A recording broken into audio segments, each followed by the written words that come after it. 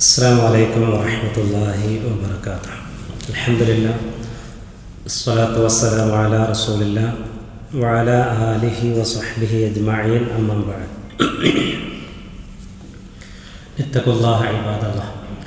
പ്രിയമുള്ള സഹോദരങ്ങളെ, ഇമാം നവവി റഹിമഹുള്ളയുടെ 40 ഹദീസുകൾ, അതിലെ ഹദീസുകളാണ് നമ്മളിപ്പോൾ ഏതാനും തർബിയത്ത് ക്യാമ്പുകളിലായിട്ട് പഠിച്ചു വരുന്നത്. ഇന്ന് പ്രസ്തുത ഹദീസ് ഗ്രന്ഥത്തിലെ 5-ാമത്തെ ഹദീസാണ് ഇൻഷാ അല്ലാഹ് പഠിക്കുന്നത്. സുപരിചിതമായൊരു ഹദീസാണ്, ചെറിയ ഹദീസാണ്. പ്രത്യേകിച്ച് സുന്നത്തുമായി ബന്ധപ്പെട്ട് വരുന്ന ബിദ്അത്തിൻ്റെ ഗൗരവമൊക്കെ നമ്മളെ ഓർമ്മപ്പെടുത്തുന്ന ഒരു ഹദീസ് കൂടിയാണ്. അൻ ഉമ്മിൽ മുഅ്മിനീൻ ഉമ്മി അബ്ദില്ലാഹ് ആയിഷ റളിയല്ലാഹു അൻഹാ ഖാലത്ത് ഖാല റസൂലുള്ളാഹി സ്വല്ലല്ലാഹു അലൈഹി വസല്ലം മൻ അഹ്ദസ ഫീ അംരിനാ ഹാദാ മാ ലൈസ മിൻഹു ഫഹുവ റദ്ദുൻ. ഇത് ഇമാം ബുഖാരി, ഇമാം മുസ്ലിം റഹിമഹുമുല്ലാ അവരുടെ സ്വഹീഹുകളിൽ ഉദ്ധരിച്ചിട്ടുള്ളതാണ്. അതിൻ്റെ കൂടെ ഒന്നുകൂടി കൊടുക്കുന്നുണ്ട്, വഫീ റിവായത്തിൻ ലി മുസ്ലിം മൻ അമില അമലൻ ലൈസ അലൈഹി അംറുനാ ഫഹുവ റദ്ദുൻ. ഇങ്ങനെ 2 ഹദീസുകളാണ് 5-ാം നമ്പറായിട്ട് കൊടുത്തിരിക്കുന്നത്. അപ്പോൾ ഇതിൽ ഒന്നാമത്തെ ഹദീസ്, ഈ ഒന്നാമത്തതും 2-ാമത്തതും തമ്മിൽ ചെറിയൊരു വ്യത്യാസം മുഹദ്ദിസുകൾ പറയുന്നുണ്ട്. ഒന്നാമത്തെ ഹദീസിൽ അതിൻ്റെ മത്നിൽ തുടങ്ങുന്ന പദം മൻ അഹ്ദസ ഫീ അംരിനാ എന്നാണ്. അതായത് നമ്മുടെ ഈ മതകാര്യത്തിൽ ആരെങ്കിലും പുതിയതായി എന്തെങ്കിലും ഉണ്ടാക്കിയാൽ, അതായത് പുതിയൊരു മതാചാരം, പുതിയൊരു ആചാരം, മതത്തിലില്ലാത്ത ഒന്ന് ഒരാൾ ഉണ്ടാക്കി അയാളത് സ്റ്റാർട്ട് ചെയ്യുക, അതാണ് ഈ ഹദീസിൽ പറയുന്നതെന്നാണ്. 2-ാമത്തതിൽ മൻ അമില അമലൻ എന്നതിൽ മറ്റൊരാൾ ഒരു ബിദ്അത്ത് തുടങ്ങി വെച്ചിട്ടുണ്ട്, അതെന്ത് ചെയ്യാണ്, ബാക്കിയുള്ള ആളുകൾ തുടരുകയാണ്. ഇതാണ് തമ്മിലുള്ള ഒരു വ്യത്യാസം. അപ്പോൾ ഈ ഹദീസ് റിപ്പോർട്ട് ചെയ്തിട്ടുള്ളത് പ്രവാചക പത്നിമാരിൽ ഏറ്റവും ശ്രദ്ധേയയായ പണ്ഡിതയായ ആയിഷ ബീവി റളിയല്ലാഹു അൻഹയാണ്. ആയിഷ ബീവി റളിയല്ലാഹു അൻഹയുടെ കുനിയത്ത്, വിളിപ്പേരാണ്. 2 വിളിപ്പേരുകളാണ് ഈ ഹദീസിൻ്റെ ആരംഭത്തിൽ വന്നിരിക്കുന്നത്. അതിലൊന്ന് ഉമ്മുൽ മുഅ്മിനീൻ എന്നാണ്. ഉമ്മുൽ മുഅ്മിനീൻ എന്ന് പറഞ്ഞാൽ സത്യവിശ്വാസികളുടെ മാതാവ് എന്നാണ്.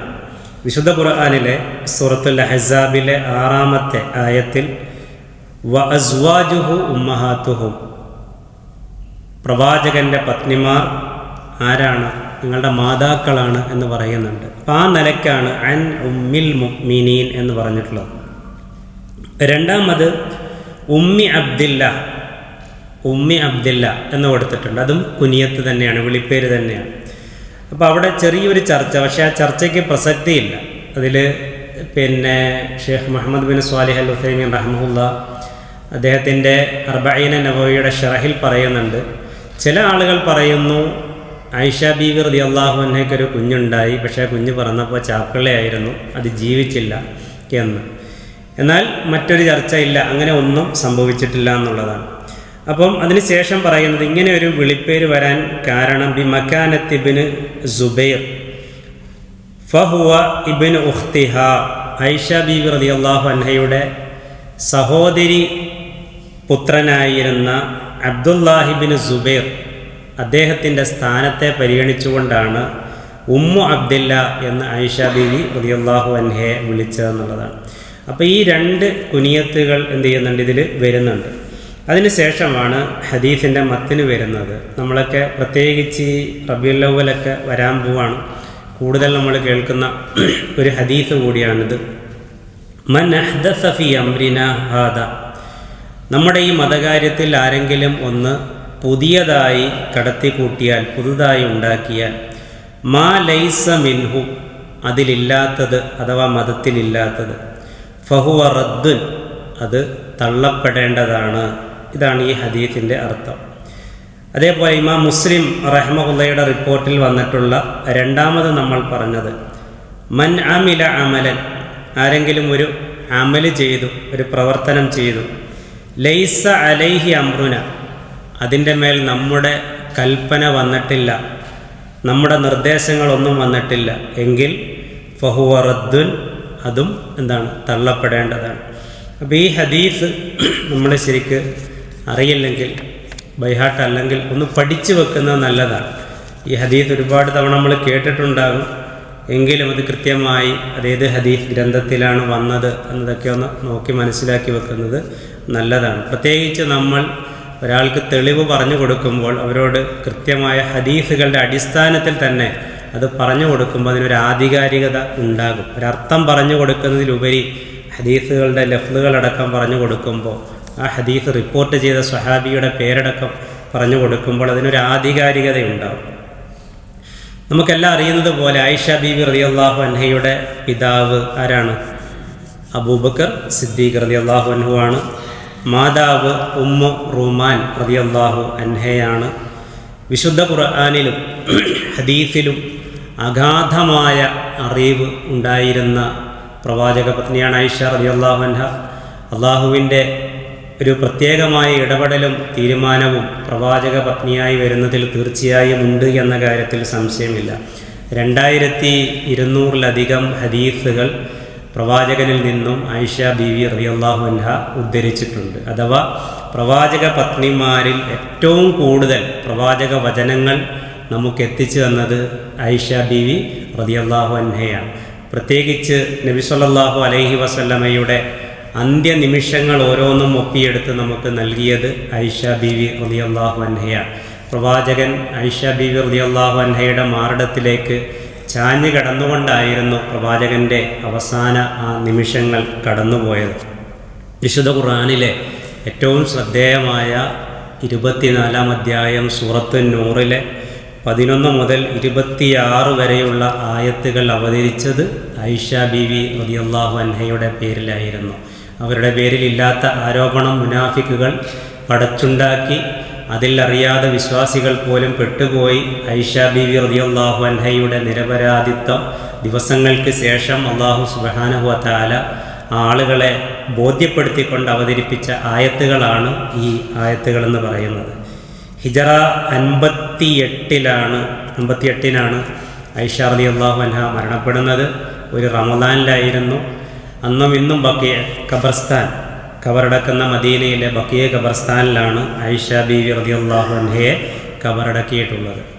ഇനി ഈ ഹദീസിൻ്റെ മത്തിനിലേക്ക് വന്നാൽ, ഷെയ്ഖ് മുഹമ്മദ് ബിൻ സ്വാലിഹ് അൽ ഉസൈമീൻ റഹ്മഹുല്ലാ ഈ ഹദീസിന് ഷറഹ് നൽകുന്നിടത്ത് കാണാം, അതിൻ്റെ പദങ്ങൾ വിശദീകരിക്കുന്നിടത്ത് മൻ അഹ്ദസ എന്ന് പറഞ്ഞാൽ മൻ ഇബ്തദഅ, ഒരാൾ പുതിയതായി എന്തെങ്കിലും ഒന്നുണ്ടാക്കിയ, ഫി അംരിന എന്ന് പറഞ്ഞാൽ നമ്മുടെ ഈ കാര്യത്തിൽ എന്ന് പറഞ്ഞാൽ എല്ലാ കാര്യത്തിലും അല്ല. അപ്പോൾ ദുനിയാവിൻ്റെ കാര്യങ്ങൾ അതിൽ വരില്ല. ദുനിയാവിൻ്റെ കാര്യങ്ങളിലൊക്കെ നമുക്ക് പ്രത്യേകിച്ച് അല്ലേ റസൂലുള്ളാഹി സ്വല്ലല്ലാഹു അലൈഹി വസല്ലമയിൽ നിന്ന് വിലക്കുള്ള വിഷയങ്ങൾ വിട്ടു നിന്നാൽ മതി.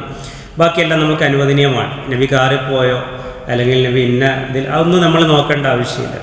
അപ്പോൾ ഫി അംരിന എന്ന് പറഞ്ഞാൽ ഐ ഫി ദീനിന വ ശരീഅത്തിന, നമ്മുടെ ഈ ദീനിൽ, നമ്മുടെ ഈ ശരീഅത്തിൽ ആരെങ്കിലും എന്തെങ്കിലും ഒന്ന് പുതുതായി ഉണ്ടാക്കിയാൽ, മാ ലൈസ മിൻഹു എന്ന് പറഞ്ഞാൽ, മാ ലൈസ മിൻഹു എന്ന് പറഞ്ഞാൽ ബി അൻ ലം യഷ്ഹദ് ലഹു അസ്ലുൻ മിൻ ഉസൂലിദ്ദീൻ, ദീനിൻ്റെ അസ്ലുകളൊന്നും, അതായത് വിശുദ്ധ ഖുർആനോ തിരുസുന്നത്തോ ഒന്നും ആ അമലിന് സാക്ഷ്യം വഹിക്കുന്നില്ല, അങ്ങനെയുള്ള ഒരു കാര്യം, ഫഹുവ റദ്ദുൻ, അത് റദ്ദ് ചെയ്യപ്പെടണം എന്ന് പറഞ്ഞാൽ ഐ മർദൂദുൻ ലാ യൽതഫിത് ഇലൈഹി, അത് തള്ളപ്പെടണം. അങ്ങനെ ഒരു കാര്യം എത്ര മനോഹരമാണ് എന്ന് തോന്നിയാലും നീ അതിലേക്ക് തിരിഞ്ഞു പോലും നോക്കരുത് എന്നാണ് അദ്ദേഹം അതിന് വിശദീകരണം നൽകിയത്. അപ്പോൾ ഇവിടെ അതിൻ്റെ ഷറഹിൽ കാണാം, ഒരാൾ നല്ല ഇഖ്ലാസുള്ളൊരു മനുഷ്യൻ എന്ന് വിചാരിക്കുക, നല്ല ഇഖ്ലാസോടുകൂടി നല്ല ആത്മാർത്ഥമായിട്ട് മതത്തിൽ ഒരു പുതിയ കാര്യം കൊണ്ടുവരാണ്, ആളുകൾക്ക് ഒരു ഈമാൻ കൂടും എന്നുള്ള നിലയ്ക്ക് ഒരു കാര്യം, ആളുകൾക്കൊക്കെ അത് കണ്ടപ്പോൾ വളരെ രസകരമായിട്ട് തോന്നി, ഇത് കൊള്ളാമെല്ലാം തോന്നി, നല്ല അഭിപ്രായങ്ങൾ വന്നു. അങ്ങനെ എത്രമാത്രം നല്ല അഭിപ്രായങ്ങൾ വന്നാലും മതത്തിൻ്റെ അടിത്തറയിൽ അത് സ്ഥിരപ്പെട്ടിട്ടില്ലെങ്കിൽ ഒരു നിലയ്ക്കും അത് സ്വീകരിക്കാൻ പാടില്ല എന്ന് അദ്ദേഹം പറയുന്നുണ്ട്. ഇന്ന് നിങ്ങൾ നോക്കി, ഈ സുന്നത്തും ബിദഅത്തും തമ്മിലൊരു വ്യത്യാസം എന്താണ്? ഈ സുന്നത്തിനോട് ആളുകൾക്ക് മനസ്സിൽ വലിയൊരു ഇതൊന്നുമില്ല, ഒരു ഇക്റാം, ഒരു ആദരവൊന്നുമില്ല, പ്രത്യേകിച്ച് ബിദ്അത്ത് എടുക്കുന്ന ആളുകളെ സംബന്ധിച്ചിടത്തോളം. എന്നാൽ ഈ ബിദ്അത്ത്, സുന്നത്തിൻ്റെ മഹത്വം അറിയാത്ത, ബിദ്അത്തിൽ കെട്ടിപ്പിണഞ്ഞ് കിടക്കുന്ന ആളുകളെ സംബന്ധിച്ചിടത്തോളം ഒരു ബിദ്അത്ത് ചെയ്യുമ്പം ഒരു ഭക്തിയുടെ വല്ലാത്തൊരു പരിവേഷമാണ് അവരതിന് കൊടുക്കുന്നത്. ഇപ്പോൾ ഈ നബിദിനൊക്കെ വരുമ്പോഴായിരിക്കും അത് എന്തെല്ലാം തരത്തിലുള്ള ഒരു ഭക്തിയിലാണ് ആ ഒരു ആഘോഷം കൊണ്ടാടപ്പെടുന്നത്.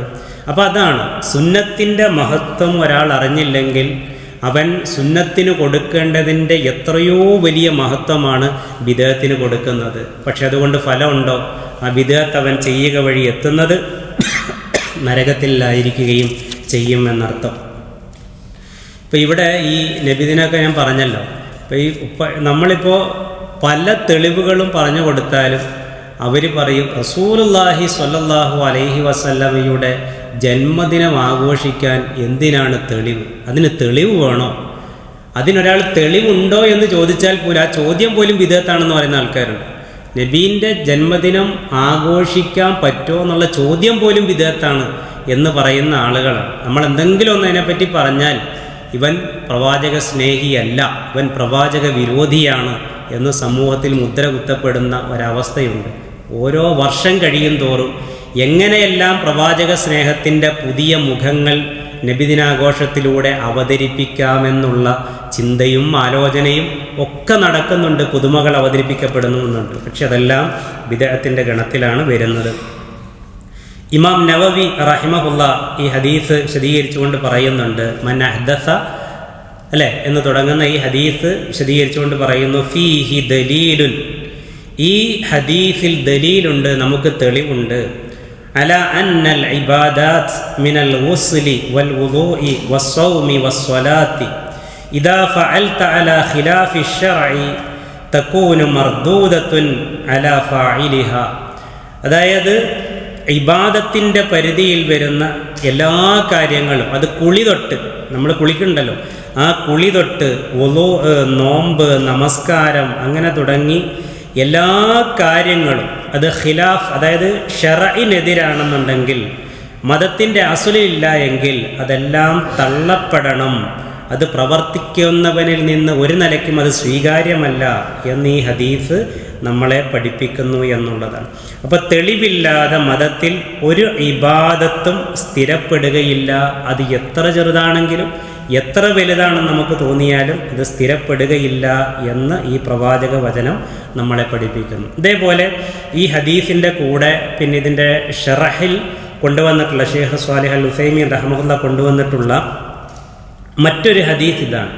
അതായത് ബിദ്അത്ത്, മറ്റു കുറ്റകൃത്യങ്ങളടക്കം അതിൻ്റെ ഗൗരവം പഠിപ്പിക്കുന്ന ഒരു ചെറിയ പ്രവാചക വചനം ഇങ്ങനെയാണ്, മൻ അഹ്ദസ ഹദസൻ, ഒരാൾ ഒരു പുതിയ കാര്യം ഉണ്ടാക്കി, ഔ ആവാ മുഹ്ദിസൻ, അല്ലെങ്കിൽ പുതിയ കാര്യം, പുത്തനാചാരം ഉണ്ടാക്കിയ ഒരാൾക്ക് അഭയം കൊടുത്തു, ഫഅലൈഹി ലഅനത്തുല്ലാഹി വൽ മലായികതി വന്നാസി അജ്മഈൻ.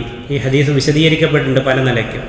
അങ്ങനെ ചെയ്യുന്ന ആളുകൾക്ക്, ഒരു പുത്തനാചാരം ഒരാൾ ഉണ്ടാക്കി, അല്ലെങ്കിൽ പുത്തനാചാരം ഉണ്ടാക്കിയ ബിദ്അത്തുണ്ടാക്കിയ ഒരാൾക്ക് പ്രത്യേകമായ ഒരു ആദരവും ബഹുമാനവും അഭയമൊക്കെ ഒരാൾ കൊടുത്തു എങ്കിൽ അള്ളാഹുവിൻ്റെ ശാപവും മലക്കുകളുടെ ശാപവും മുഴുവൻ ജനങ്ങളുടെ ശാപവും അവൻ്റെ മേലുണ്ടായിരിക്കും എന്ന് പറയുന്ന ഒരു ഹദീസ് സ്വഹീഹായി റിപ്പോർട്ട് ചെയ്യപ്പെട്ടിട്ടുണ്ട്. മറ്റൊരു റിപ്പോർട്ടിലുള്ളത് മൻ അഹ്ദസ ഫിൽ മദീന എന്നാണ്.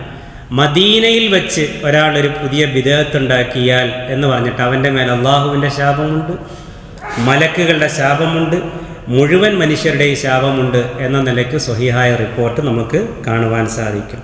അപ്പം നമ്മൾ ഒരു ഇബാദത്ത് സ്വീകരിക്കപ്പെടാനുള്ള അതിൻ്റെ ഷർത്ത് പറയുമ്പോൾ രണ്ട് കാര്യങ്ങൾ പറയുന്നുണ്ട്. എന്താണ് ചോദ്യത്തിലേക്ക്?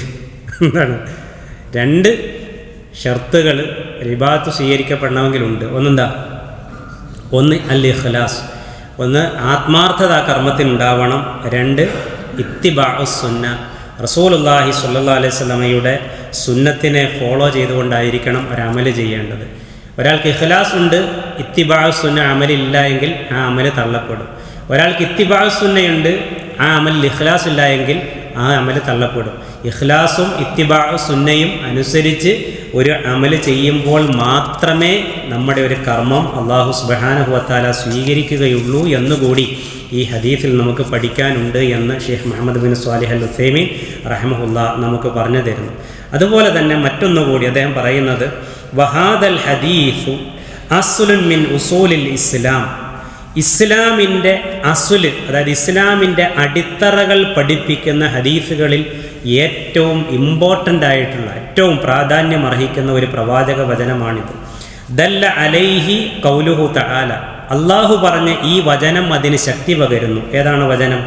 സൂറത്തുൽ അൻആമിലെ 153-ാമത്തെ ആയത്ത്, വഅന്ന ഹാദാ സിറാത്തി മുസ്തഖീമാ ഫത്തബിഊഹു വലാ തത്തബിഉസ് സുബുല ഫതഫറഖ ബികും അൻ സബീലിഹി. ഈ ആയത്താണ്.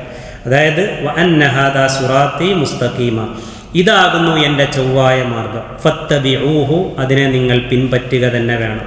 വലാ തത്തബിഉസ് സുബുൽ, മറ്റൊരു മാർഗത്തെയും പിന്തുടരരുത്. ഖുർആനും സുന്നത്തും വിട്ട ഒരു മാർഗത്തെയും നീ പിൻപറ്റരുത്.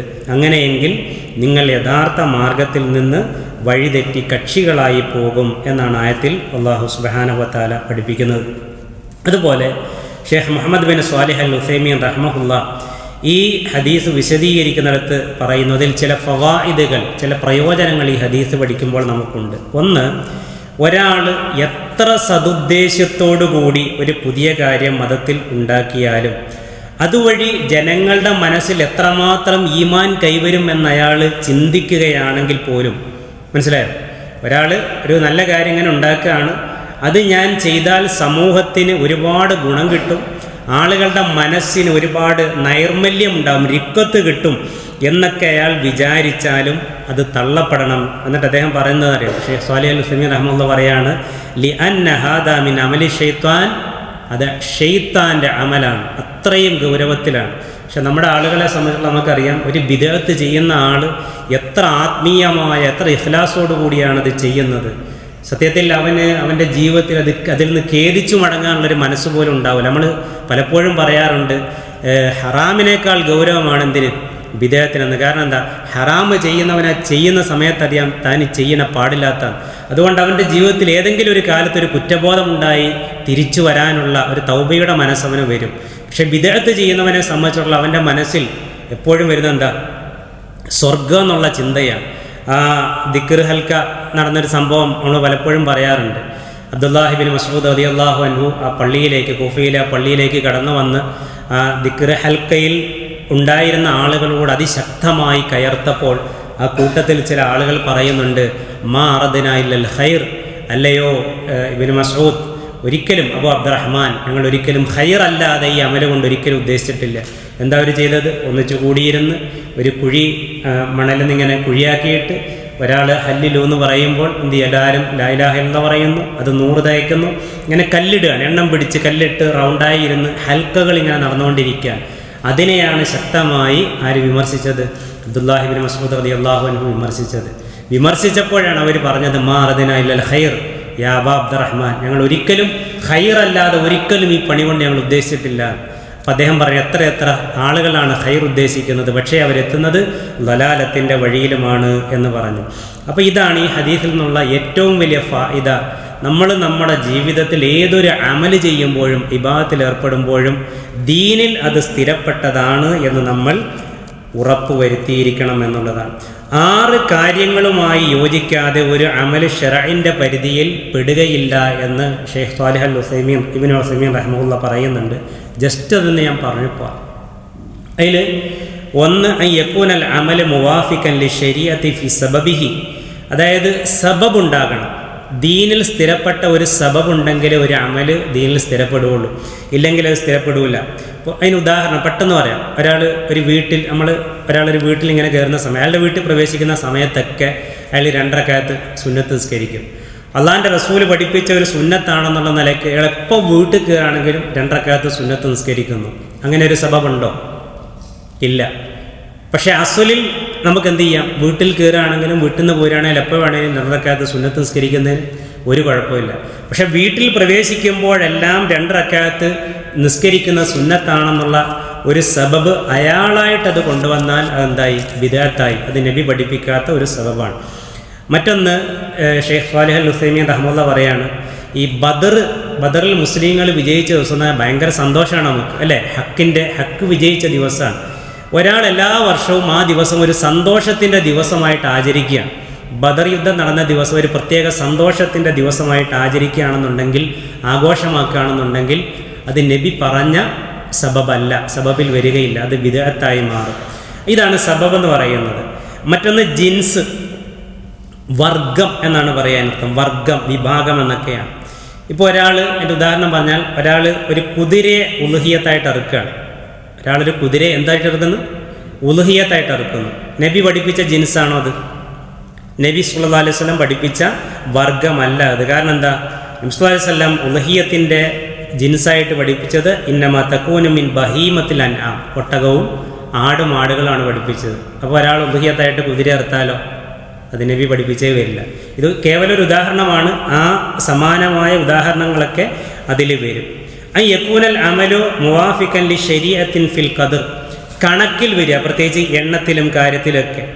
ഉദാഹരണം പറഞ്ഞാൽ, ഒരാൾ എപ്പോൾ ഉളു എടുത്താലും 4 തവണ വീതം കഴുകുന്നു. നബി പഠിപ്പിച്ചിട്ടുണ്ടോ അങ്ങനെ? അത് പാടില്ല. റസൂലുള്ളാഹി സ്വല്ലല്ലാഹു അലൈഹി വസല്ലം പരമാവധി പഠിപ്പിച്ച 3 ഒരാൾ എപ്പോൾ ഉളു എടുത്താലും 4 തവണ കഴുകുകയാണ്. അത് പറ്റൂല. അപ്പോൾ അത് ഈ ഖദറിൽ പെടുകയില്ല, ഈ എണ്ണത്തിൽ പെടുകയില്ല. അതേപോലെ തന്നെ ഫർദ് നമസ്കാരം കഴിഞ്ഞാൽ റസൂലുള്ളാഹി പഠിപ്പിച്ച ഇസ്തിഗ്ഫാർ എത്രയാണ്? 3. അതൊരാൾ സ്ഥിരം 10 ആക്കുകയാണ് എന്നുണ്ടെങ്കിൽ റസൂലുള്ളാഹി പഠിപ്പിച്ച ഖദറിൻ്റെ അപ്പുറം പോയി. മരിച്ചു കഴിഞ്ഞാൽ വീട്ടിൽ 3ൻ്റെ അന്നും മറ്റൊക്കെ 75,000 ദിക്ർ, 70,000 ദിക്ർ ആ മരിച്ച ആൾക്ക് മഗ്ഫിറത്ത് കിട്ടാൻ വേണ്ടിയിട്ട് ആളുകൾ ഒരുമിച്ചിരുന്ന് ചൊല്ലുന്നുണ്ട്. അത് റസൂലുള്ളാഹി സ്വല്ലല്ലാഹു അലൈഹി വസല്ലം പഠിപ്പിച്ച അതല്ല, എണ്ണമല്ല. അപ്പോൾ ഇങ്ങനെ 5-6 കാര്യങ്ങൾ എണ്ണി പറയുന്നുണ്ട്. സമയത്തിൻ്റെ പരിമിതി കൊണ്ട് ഞാൻ കൂടുതലത് വിശദീകരിക്കുന്നില്ല. അത് നമ്മൾ ഇൻഷാ അല്ലാഹ് കൂടുതൽ ഡീറ്റെയിലായി കിട്ടുന്ന അവസരങ്ങളിൽ പഠിക്കാൻ ശ്രമിക്കുക. അപ്പം ബേസിക്കായിട്ട് നമ്മൾ ഈ ഒരു ഹദീസ് പഠിക്കുമ്പോൾ മനസ്സിലാക്കേണ്ട ഒരു കാര്യം, നമ്മുടെ ജീവിതത്തിൽ നമ്മൾ ഏതൊരു അമൽ ചെയ്യുമ്പോഴും അത് ദീനിൽ സ്ഥിരപ്പെട്ടതാണ് എന്നും സുന്നത്തിൽ സ്ഥിരപ്പെട്ടതാണ് എന്നും ഉറപ്പ് വരുത്തിക്കൊണ്ടായിരിക്കണം നമ്മൾ അമൽ ചെയ്യേണ്ടത്. എങ്കിൽ മാത്രമേ അല്ലാഹു സുബ്ഹാനഹു വ തആല അത് സ്വീകരിക്കുകയുള്ളൂ. ജീവിതത്തിൽ നമ്മൾ ചെയ്യുന്ന അമലുകൾ ഇഖ്ലാസ് കൊണ്ട് മാത്രം കബൂലാക്കപ്പെടുകയില്ല. ഇത്തിബാഉ സുന്ന കൂടി അതിൽ അനിവാര്യമാണ് എന്ന് നമ്മൾ മനസ്സിലാക്കുക. അല്ലാഹു സുബ്ഹാനഹു വ തആല മുത്തബിഉ സുന്ന, സുന്നത്തുകളെ മുറുകെ പിടിച്ച് ജീവിക്കുന്ന യഥാർത്ഥ പ്രവാചക സ്നേഹികളിൽ റബ്ബ് നമ്മെല്ലാം ഉൾപ്പെടുത്തി അനുഗ്രഹിക്കുമാറാവട്ടെ. വസല്ലല്ലാഹു അലാ നബിയിന മുഹമ്മദ് വഅലാ ആലിഹി വസഹ്ബിഹി വസല്ലം. വആഖിറു ദഅ്വാനാ അൽഹംദുലില്ലാഹി റബ്ബിൽ ആലമീൻ. അസ്സലാമു അലൈക്കും വറഹ്മത്തുള്ളാഹി.